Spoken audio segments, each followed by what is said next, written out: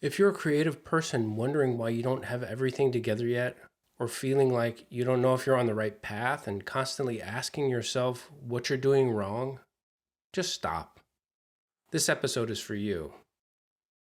First of all, I am you. I've been there.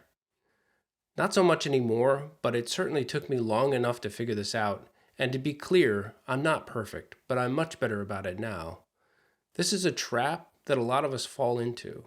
As creative people, we can get really absorbed into our own thoughts, and this can easily turn into rumination and self-doubt. If you're new here, welcome to Keep the Flow, the podcast that looks under the hood of the creative process. I'm Scott McLemore, a drummer and composer living way up north in Iceland.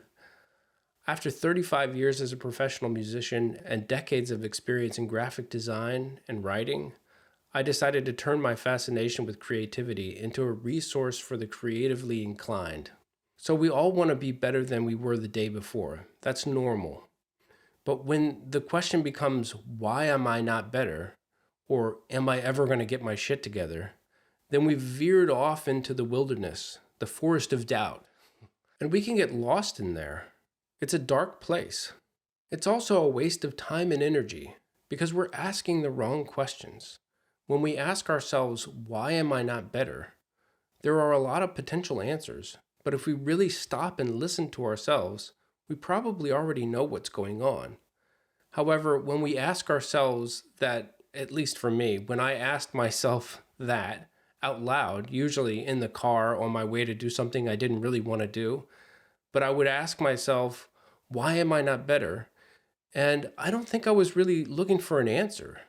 It was just another way of beating myself up. It was a way of punishing myself for not achieving some fuzzy, non-specific notion of success.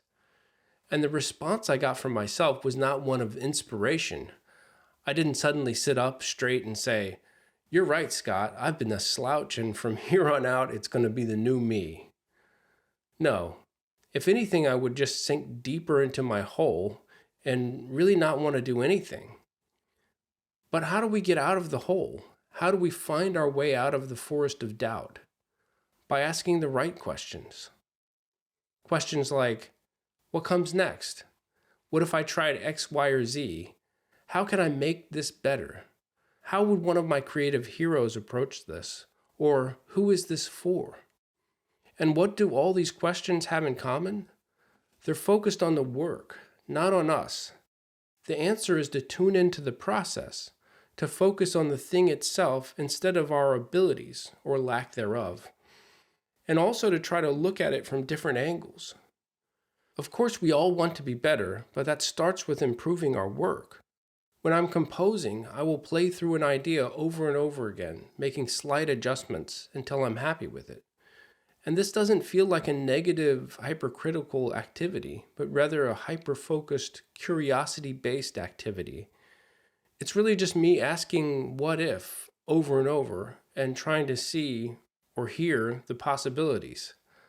So when we get into the habit of asking the right questions, that can have a transformative effect on our work. One suggestion I've heard from productivity gurus is asking, what would this look like if it was easy? Which sets up a whole other perspective that can lead to solutions we hadn't considered because they were too simple or too obvious.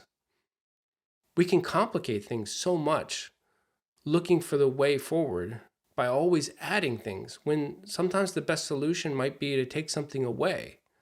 Like when Prince took out the bass line to When the Doves Cry. Or you could ask, what would I do if I knew it was guaranteed to work? That's a powerful idea. What would we attempt if failure wasn't possible?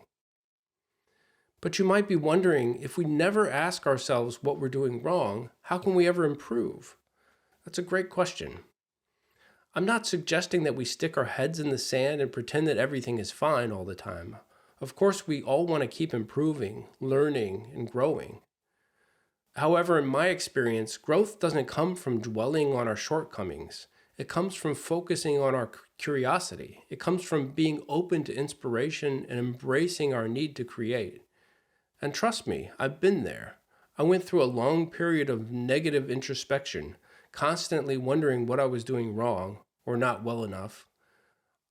I used to drive other musicians crazy after gigs, grilling them on what they thought I needed to do better, and I couldn't take a compliment.